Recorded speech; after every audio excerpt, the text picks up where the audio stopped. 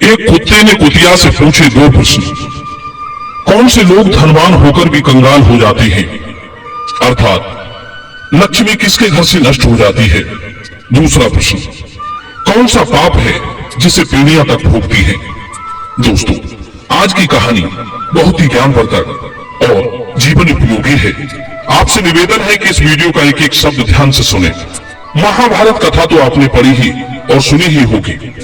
महाभारत पुराण में एक शर्मा नाम की कुतिया का वर्णन आता है, जो देवताओं की कुतिया थी। कथा इस प्रकार है कि राजा जन्मेजय अपने भाइयों के साथ कुरुक्षेत्र में यज्ञ कर रहे थे। उस यज्ञ के अवसर पर वहां एक कुत्ता आकर बैठ गया। जन्मेजय के भाइयों ने कुत्ते को देखा तो उसे मार पीट कर वहां से भगा दिया। वो बेचारा रोता चिल्लाता अपनी मां के पास पहुंचा। अपने बच्चे को रोता चिल्लाता देखकर कुतिया ने उससे पूछा, बेटा तू क्यों रोता है, किसने तुझे मारा है। रोते हुए कुत्ते ने अपनी मां को बताया, मां मुझे राजा जन्मेजय के भाइयों ने पीटा है। मां ने पूछा, बेटा क्या तुमने कोई अपराध किया था। कुत्ते ने कहा, नहीं मां, मैंने कोई अपराध नहीं किया। ना तो मैंने उनकी हविस की ओर देखा, न किसी वस्तु को चाटा। मैं तो बस ऐसे ही सुगंध पाकर घूमता हुआ वहां पहुंच गया। मेरा कोई अपराध ना होते हुए भी उन्होंने मुझे मारा। मित्रों, अपने बच्चे की बात सुनकर कुतिया को बड़ा दुख हुआ। उसने कहा, बेटा किसी निरपराध को मारना पीटना अपराध होता है और निश्चित ही जन्मेजय के भाइयों ने ये अपराध किया है, इसका फल उन्हें भोगना ही पड़ेगा। गुस्से में भरकर कुतिया जन्मेजय के यज्ञ में पहुंच गई। उसने कहा, देखो तुमने मेरे निरपराध बच्चे को मारा है, जबकि उसने आपकी किसी वस्तु को छुआ तक नहीं।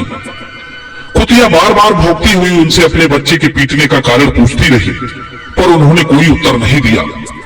तब कुतिया ने उन्हें श्राप दे डाला कि तुम सब पर अचानक ही कोई बहुत बड़ा भय आएगा। दोस्तों, देवताओं की कुतिया का श्राप सुनकर वे सब बड़े दुखी हुए कि अरे ये क्या हो गया, अब इस श्राप से कैसे मुक्ति मिलेगी। अब तो वे हस्तिनापुर आकर किसी ऐसे पुरोहित को ढूंढने में लग गए जो उन्हें उस श्राप से छुटकारा दिला सकता था। उधर वो कुत्ता अपनी मां से पूछने लगा, मां तुमने इन्हें श्राप देकर दंडित कर दिया है, परंतु जो लोग इसी तरह अपराध करते हैं, शरण में आए हुए को मारते पीटते हैं, उनका बिना श्राप के कैसे विनाश होता है, कैसे वो लक्ष्मी से हीन हो जाते हैं। आपके पास तो तपोबल था, इसलिए आपने श्राप दे दिया। कलयुग में तो बहुत से कम लोग होंगे जिनके पास तपोबल होगा, फिर भी दुष्ट आदमी को श्राप कैसे दे सकेंगे। तब कुतिया कहती है, बेटा ऐसे लोगों के साथ सदैव परमात्मा रहता है। वो लोग कैसे श्रीहीन हो जाते हैं, सुनो मैं तुम्हें एक घटना सुनाती हूँ। एक बार एक बड़ा ही गरीब आदमी था और एक दिन दयावश माता लक्ष्मी उस पर प्रसन्न हो गई। सोचा कि ये आदमी धन न होने के कारण बड़ा दुखी है, इसे क्यों ना धनवान बना दूं। यही सोचकर माता लक्ष्मी ने उसे एक चमत्कारी पात्र दे दिया और उसकी विशेषता समझाकर अंतर्ध्यान हो गई।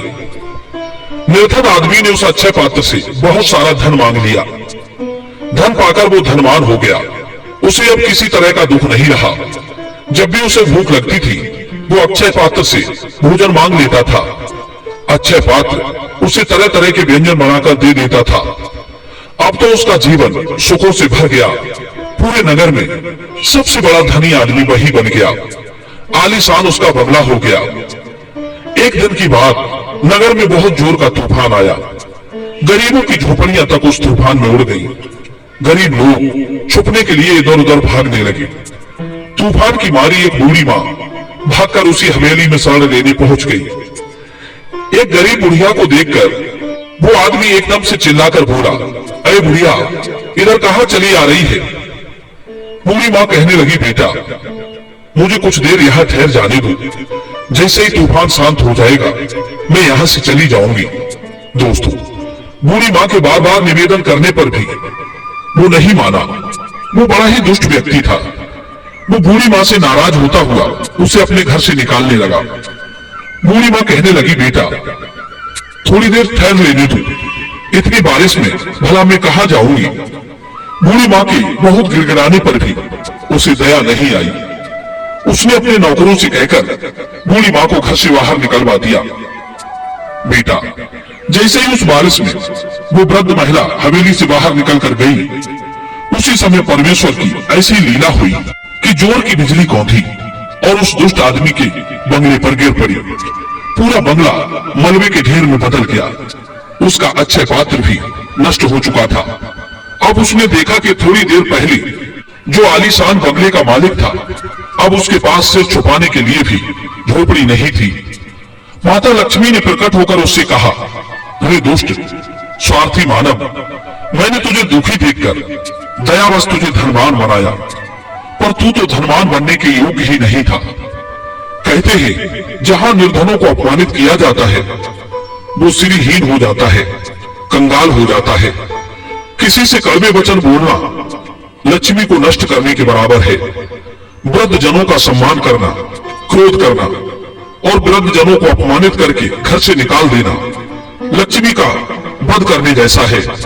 जिस घर में बेटी को नहीं समझा जाता है, जिस घर में सुशील स्त्री को अपमानित किया जाता है, वहां की लक्ष्मी नष्ट हो जाती है।